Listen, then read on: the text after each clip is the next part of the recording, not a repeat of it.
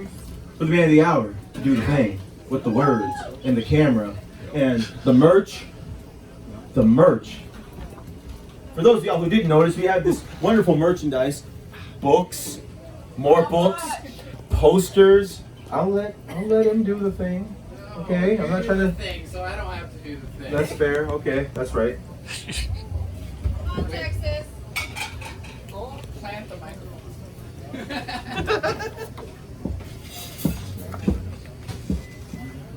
Our feature is selling books for the price of $15. Only $15? That's practically free. You can't afford not to buy one. Blame Matador. Blame Matador. It's like fucking up the whole rhythm and shit. But wait, there's a deal. If you get both books, it's all $25. Only $25? That's really reasonably priced. And on top of that, if the books are just out of your price range, no problem. Posters.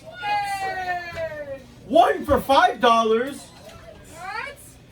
3 for $12, 2 for $8, or 4 for $15. I read that out of order to fuck with everybody's OCD.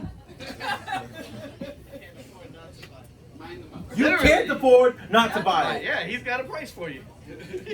Got the prices there. I already bought like all the shit. I'm still gonna buy some more shit. So you ain't got no excuses. Buy more shit. Oh, I totally am. Shit. Buy more shit. Buy more shit. There's more. There's more? Yeah, he's not just selling merch. He's also gonna do some poetry for us. What a fucking thought. That's too far. So, coming all the way from San Antonio. Well, South Texas. Coming all the way from South Texas, San Antonio. Founder of, I can't remember the Puro Slam? Laredo Border Slam. I'm sorry, I'm terrible with my facts. I didn't do well in school.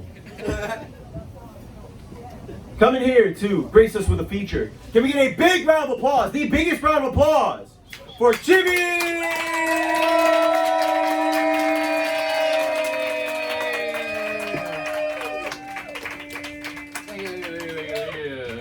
Let's go, Chibbi. Hey. Let's go. Oh no, don't do that. That's just awkward. Okay. Oh, fuck. How you doing, Orlando? You doing good? You enjoyed it so far? Hi. Hi! Alright. I've been in Orlando for like a week at this point. And it's been wonderful. And also, the construction on your highways are bullshit. But, you know, it's been wonderful. I see a lot of familiar faces in the audience tonight, so I'm going to try and switch it up so that you guys don't hear the same poems you've already heard multiple times. But we'll see how that goes. Anywho, I published a book this summer. I'm so fucking proud of it. So that happened in like June. And then in July, I got laid off from my job of almost 10 years. So I said, fuck it, I'm going on tour. So welcome. This is part of the 2019 Fall Fun Employment Book Tour, where we discovered that your job does not define who you are. But, I know, right? But I do want to spend some time tonight talking about identity and how we do define ourselves, what makes up our identity, and how we navigate the intersections of identity, especially in a society, in a time, in a place, in a country that is sometimes telling us that our identities are invalid and don't belong. So, I guess I should start by introducing myself. My birth name is Manuel Roberto Orduña Carretero. That was too many syllables for my little sister, so she called me Toto. That was, to the rest of my family, it was Manuel Roberto. That was too foreign for American integration, so I was whitewashed to Robert. That was too boring for a boy who didn't know how to blend in, so I became Chibbi. But what's in a name? In looking at my lineage, I found that I am an ancestry of lost civilizations and colonized assimilations, Aztec and Spaniard. It seems I am both conquistador and conquered. All this to say that I've always been on a hunt for a lost identity. I found clues in my curly hair and copper skin baked in the southern sun. The drawl of a language that walks slowly in this heat. The clipping of words when I'm fixing to tell y'all I found out I am a first-generation Texan. That is what the teacher taught me in state history class, and I listened. When he talked about the Alamo, he juggled a curriculum that clashed with his own tongue. See, his accent told me he was probably more a descendant of Miguel Hidalgo than Davy Crockett. But his words told me to be proud, to be grateful of those that died. The rights and privileges currently afforded to me were bought and paid for by American blood. Who was I to deny the red, white, and blue looming, a lone star of conquest in the corner of the classroom? Today I watch two sides debate the fate of lost dreamers, a modern-day Alamo. Everyone claims this land is my home. Children native to this soil are uprooted, and we send a call up to heaven, San Antonio de Padua. We pray they find their way. But I think this is wasted breath. These dreamers are not lost, they are displaced. And I find truth in their stories of a childhood of two cultures, of English in the classroom and Spanish at home, of tostadas for lunch and meatloaf for dinner as we try to find a balance between borders. And I think of myself and the many titles that I've held. A Mexican birth certificate, a resident alien card, a Texas driver's license, an American passport. See, I find I am all of them, and my story of a blended experience should not be the exception. For those that feel that they are lost when a country tells them that they don't belong, when the barrios and the suburbs in the same city seem oceans apart, when those that oppress us do so from the head of a table that was built by indigenous people and immigrants together, let me remind you, the blood of millions of Mexicans toiled our soil long before America manifests destiny its seed on our ground. So don't tell me to go back to where I came from when this border crossed me, motherfucker. See, I found my identity. It formed in the laugh lines around my abuelo's smile. The songs my papa sings that reminds me with pride sounds like. And the spoonfuls of salsa on my mama's plate of migas. Yes, identity. It lives on the tongues, passes through the mouths of every generation of immigrants. It isn't in our name. It is in our voice. If we don't speak it, it will be lost. If we stay silent, we don't exist. Austin, Tommy, how you doing?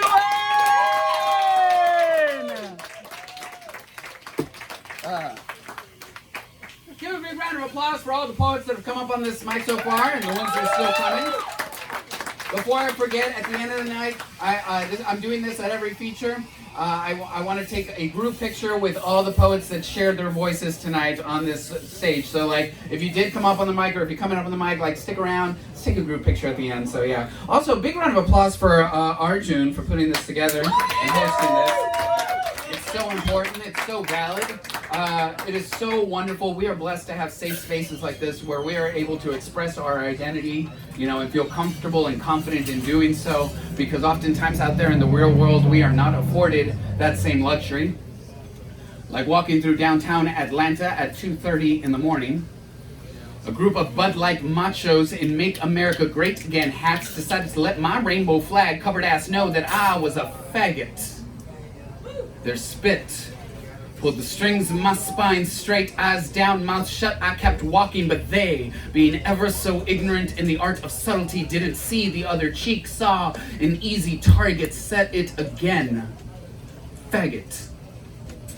And I could have stayed a shadow, said nothing, and just hoped to just heel-click my way to there's no place like home, like we tell women to avoid catcalls lest they become roadkill. But how much longer will we let a group of Jaeger bombs and popped collar polos wave their flaccid, unwelcome advances like a get-out-of-jail-free card? The status quo stroke their misogyny on college campuses and courtrooms because silence is permission. Passive is complacent. See where I come from. Faggot is a fighting word.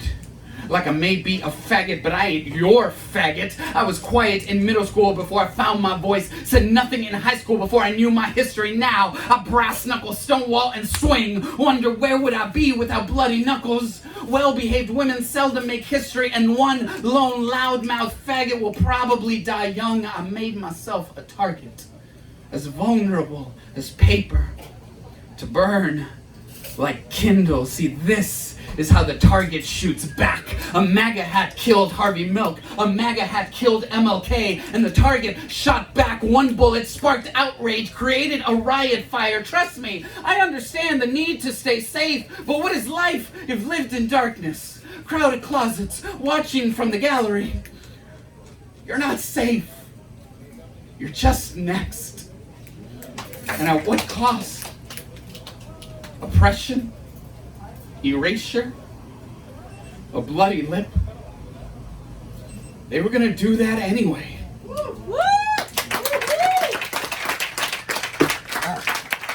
It's so important that we speak our identities into existence. And there is a difference between tolerance and acceptance. And there's also a difference between acceptance and representation. This next poem was written out of a lack of representation at erotic open mics.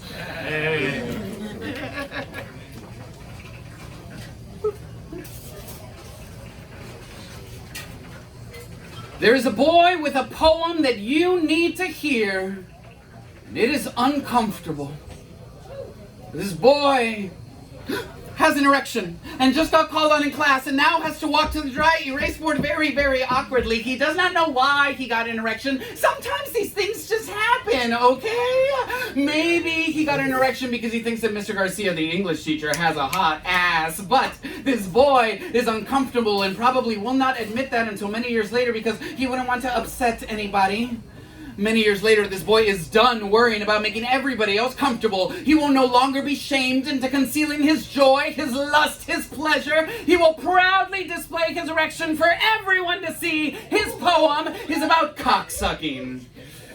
This poem might make you uncomfortable, but this boy is quite comfortable addressing the pink elephant trunk in the room. See, he has a bone to pick with you. The same 7.5-inch bone that picks confession and salvation out of the back of his throat. He hums hallelujah with communion in his mouth to help you come to Jesus. This poem is titled, Mom, don't read this poem. Unless, of course, Mom has a problem with the way two individuals show love to each other, in which case this poem is titled, Mom, please read this poem. Y'all need to stop pretending like you are offended, like you are disgusted, like you don't love burying your face bush deep into the sexual organ of your partner or partners of your choosing. And you know what? If you don't, that is okay, because this poem will not tell you what to do with your body just because we have different parts or preferences. This boy will not tell you how to worship your lover just because we have different ideas as to how we pray on our knees. This boy is done with your rhetoric. He will not apologize for what he puts in his mouth when you won't apologize for what comes out of yours.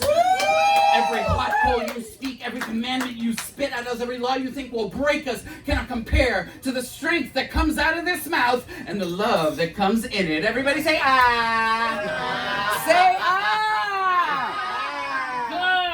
You have a mouth and a tongue, and this boy can think of two things that those are good for. Orgasms and education. See, this tongue can make you come, but let your tongue tell me that my love is wrong. Tell me that we don't deserve your rights. Tell me that God didn't make me this way. And this mouth will teach you a thing or two and make you wish that next time you came, better prepared. This boy is a man now. This man has a husband. Try and take that away and see if this head don't give you whiplash. Now, if you'll excuse me, this tongue has a poem. I mean, revolution. I mean, husband, it has to finish. How are the homophobes in the audience doing? It's okay, you don't have to say anything. You don't have to say anything. You've always had a voice. Stole that from Buddy Wakefield. I have to give credit every time. Oh yeah! I do. I have to. All right. Okay. Poems I don't normally do in sets, just to keep it varied. The title of this poem is In Memory of George H.W. Bush, or in the last 31 years, 500 million Americans have died from HIV/AIDS. Imagine if they had lived to be 94. Michael waits in a sallow lobby.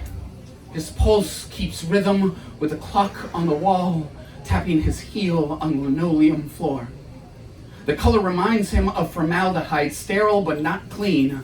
Michael is here because it is free. A door opens. A woman walks out, her face relieved. an apology. At the HIV clinic, you can't be too happy with your good news. The next person might not be so lucky. Michael hears his number, walks through the door. In 1989, Michael would be one of 21,628 people to die of AIDS. That was also the year our 41st president took office, a time when the average age of death from an AIDS diagnosis was 36. Bush lived to be 94. I hope the ghost of your indifference haunted you on your deathbed, since you couldn't care to compassion for the soon-to-be dead, saw the dying as less than whole, left them behind the enemy lines, their own blood, to choke on your irreverence. Did they greet you at the pearly gates? Do you see them now? 1,000 points of light, lost every week across America like nothing. Ignorance is a vicious killer. Neglect is serial, systematic murder. How much of a humanitarian could he be when he willfully abandoned his citizens? America is beautiful. America is brave. America is battlefield. America is grieving. America is forgotten.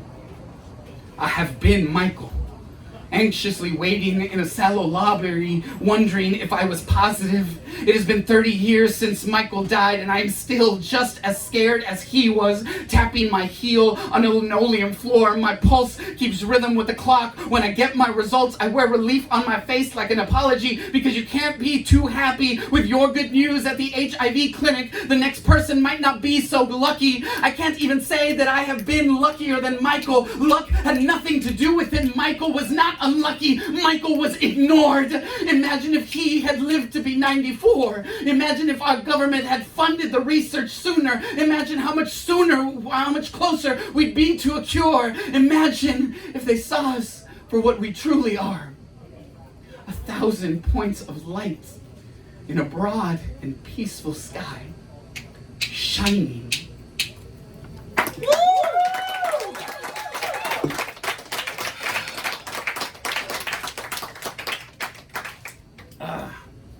Identity is a funny thing, right? Because we are seen through life by what we are, but oftentimes we try to move through life by what we want to be. Like me, like someday I want to be a rich gay. See, I want to wake up in a world where my biggest decision is having to decide what pair of bumblebee-eyed Dolce & Gabbana overly priced sunglasses goes best with my fuck me pink classic cut Armani shirt. I mean, you know the kind. I mean, I know you know the kind, but you know the kind. With the stitching in a different color to accent my curves and the embroidered design of a dancing dragon descending from my left shoulder. I want to be a former governor of Texas, Rick Perry kind of rich gay. See, I would have so much underwear that Calvin Klein would ask to borrow mine. And yes, Tyra, I am America's Next Top Model, and you are just a skank with a 5-finger forehead of an ETSA bitch phone home already. You see, if I were a rich gay, there would be no dispute when plans were made, because ixnay atway ooye say it is my way or the highway, and if you choose the latter, you will be choosing to be cruising in my 1993 classic Hummer Humvee, because gasoline is no sweat for me. A 30-gallon tank is what I call my cock. So if I were a rich gay, I'm sorry. Let's do this the right way. If I were a rich gay, all day long I'd do it in the bum. If I were a wealthy fag, and I am sorry, girlfriend. I know I told you, I understood the night you cried to me about the end of your 4-year relationship, but I lied, because as a rich gay, I don't do boyfriends. I must fuck, suck, ride, rump, nibble, tickle, and torture every beefy bottom and thick, throbbing top, from the Rio Grande all the way to the Rio Chiquito, because we all know that size doesn't matter when you're a rich gay. I walk into a club with gold-plated testicles, and you'll be lucky if I let you shine the left one. So yeah, I want to be a rich gay, because it seems like rich gays don't have to worry about real life shit like love. Like the cute boy at Austin's Coffee with the holes in his ears who smiles every time he hears my keys jingle through the front door. Or the tattoo artist who seeped his ink under my skin and tattooed his name to my heart. Or the junkie who joked about being clean as he shot empty promises into my veins. So yeah, I want to be a rich gay. But if someday I'm not, would you love me anyway?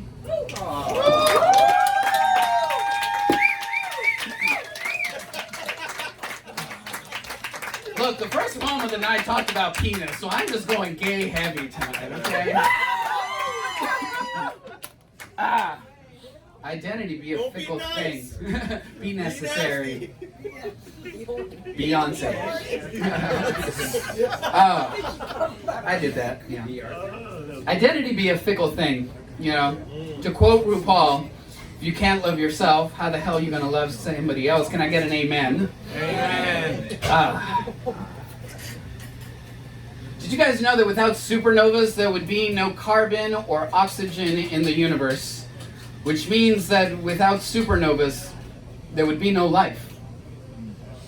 We were both targets, dodging traffic to hold hands in a dark theater, communion taken behind closed doors, sex our only salvation, each thrust a middle finger to heavenly redemption, our tongues lashed like guilt, our bodies thrashed like war, riding an event horizon, no tomorrow, no them, just now. Our love was a protostar at the point of nuclear fusion, coming to the brink of burning fury. Everything else would fade away. I saw that same black in his eyes. A question. What was he looking for? Love? God? Himself? The three seem so similar. A holy trinity of would-be answers written in the stars, guiding you home if you know which ones to follow. But all he ever found were new ways to get lost. A kamikaze Christ without a cause. He found bliss in oblivion and thought, better to feel nothing than feel wrong. A question. How many lips held his tongue? Is this where he found love? In the bodies in bed more comfortable than his own, beside a person he wished he could be with, or beside a person he wished he could be. A question. Where do we find God? On the bed of a pickup truck, drunk on stars, in the arms of a stranger, under the influence of a dance club, barreling down a loaded syringe until you fall down into heaven, because heaven feels like black tar and white china, and heaven feels like death because you can't get to heaven without dying first, and he was dying to shed this skin he did not choose. What parts would you be willing to cut off in order to stitch out insecurities? How do you know what to live with and live without in order to live with yourself? When pressure made you form, when chaos made you fire, a shooting star in the dark, a vessel of fury and confusion. How do you love yourself when the world keeps saying star, but inside you feel like supernova? How do you accept your own death?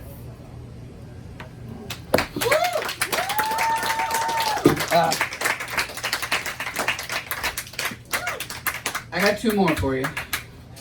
Yeah. How we doing? We good? We good? I don't normally get that heavy sets. It just felt right tonight. In Texas. How many cat owners in the room? How many dog owners in the room? Alright. How many beta fish owners in the room? Hey! How many of you have just taken every fucking stray? Yeah, okay. I see someone pointing. I feel you. One of the other ways that we identify is by the animals that we own and the company we keep, right? So there was a point in my life where we had 2 dogs and a cat and a whole lot of wood floor, and these motherfuckers shed like they had a quota to meet for Karl Lagerfeld's next collection. It was insane the amount of fur that was on the floor. So for the sake of our sanity, we got ourselves a Roomba. Is there anybody here that does not know what a Roomba is? That's fine. Okay, so it's a robotic vacuum. It's like a little thing on the floor, and you like press a button and it does the shit for you every day, so you don't have to worry about the fucking pet hair.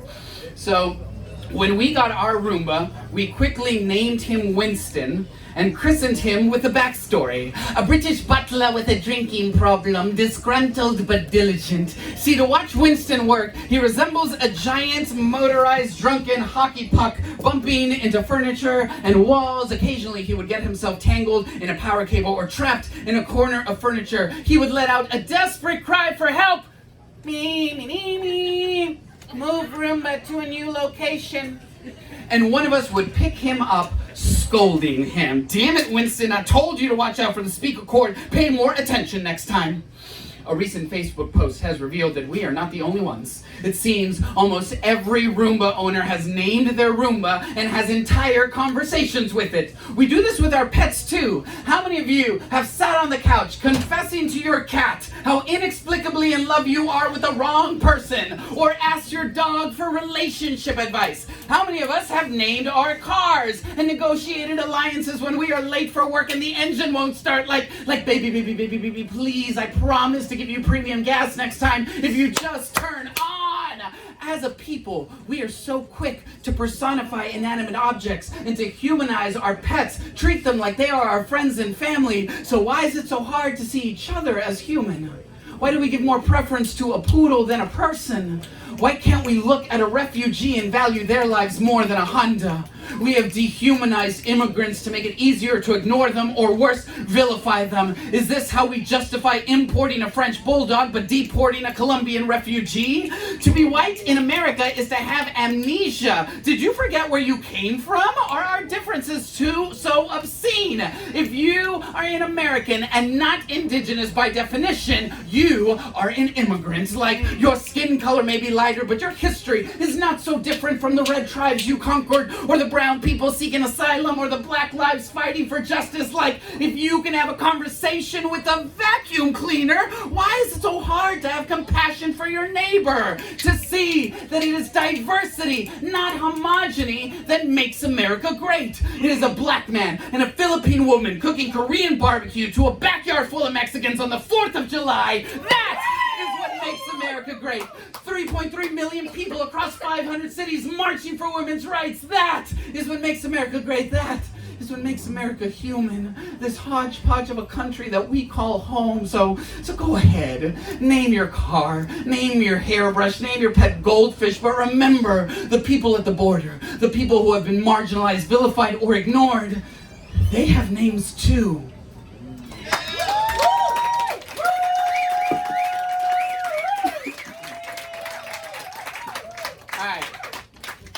Thank you, Austin's Coffee. You've been wonderful.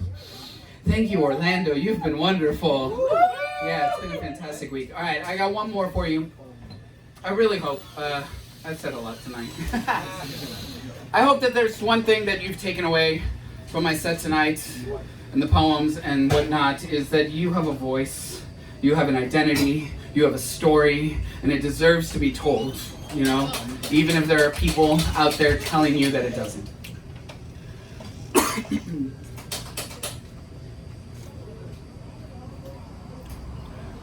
I shouldn't be writing this poem. Some people would say that I don't have the right. Confession number 1. I was born in a city with more letters in its name than Sesame Street could sponsor in a whole season. I held a resident alien card so long, I wondered if eventually my skin would turn green. I can hold out a grito like un mariachi chingona. Y muevo las caderas bien sexy como Shakira. These baby-making hips do not lie. Hay un fuego adentro, a fire inside that can only be fueled by habaneros and carne asadas, and yet I can name the 50 states in alphabetical order faster than tequila tends to disappear at a family reunion. But still, I shouldn't be writing this poem. Some people would say that I don't have the right. Confession number 2. Football and soccer are both equally confusing to me. See, in high school, PE did not stand for physical education, but rather painfully excruciating. I wore blazers and bow ties while other kids wore khakis and polos. I found music and math to be far more interesting than monster trucks, but I could still kick your ass at Mortal Kombat, so long as you let me be Sub-Zero. But nobody wanted to be known as the guy that got his ass kicked by a fag, so I could see why I shouldn't be writing this poem, why you think that I don't have the right. Confession number 3. I had a hard time getting through church.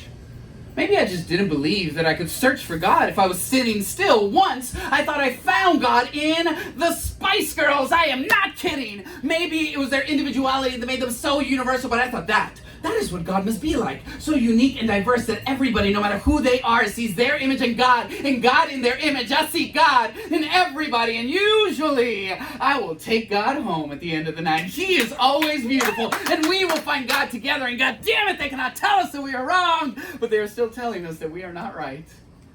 I shouldn't be writing this poem, that I don't have that right. Confession number 4.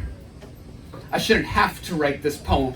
I shouldn't live in a state that protects bigotry and homophobia and calls it traditional family values, where the right to discriminate is given precedence over the right to life, where the facts are irrelevant so long as the fear is real. The city of Houston set the example, gave a public podium for people's private moments, gave hate-based fear equal protection under the law, dictated bathroom privileges, said a dick is a dick no matter the dress, decided a bathroom bully has the right to pray, and the right to pray who gets caught in the crosshairs, where hate chooses to target, who fires judgment. I act surprised.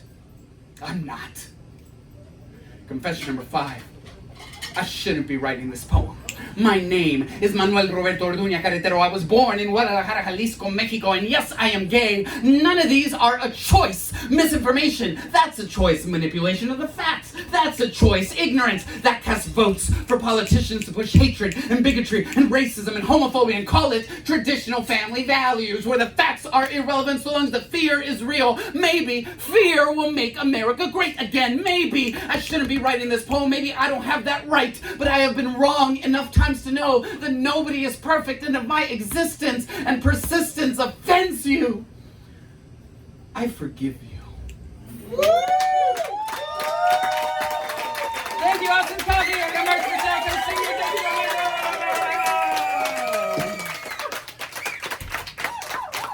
I take cash, card, Venmo, Cash App, or Zelle. Okay. Oh, whatever. I'm on Instagram. Ask me about it. I forgot to do that. Another big round of applause for Chibbi!